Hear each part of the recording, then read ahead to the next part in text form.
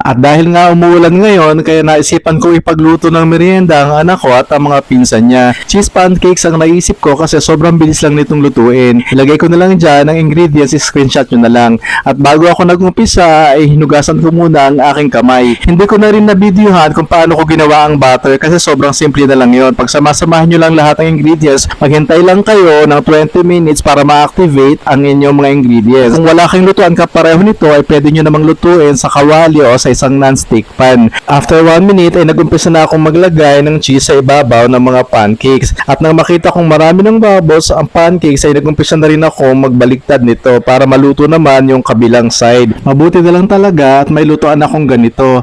Kasi sa isang batch pa lang 12 peraso na ng pancakes ang maluluto ko. Mga lalaki pa naman ang kakain kaya siguradong ubos ka agad ito. Naghintay nga lang ako ng mahigit sa 1 minuto at isa-isa ko nang hinango ang mga ito. Nagumpisa na rin ako maglagay ng butter sa ibabaw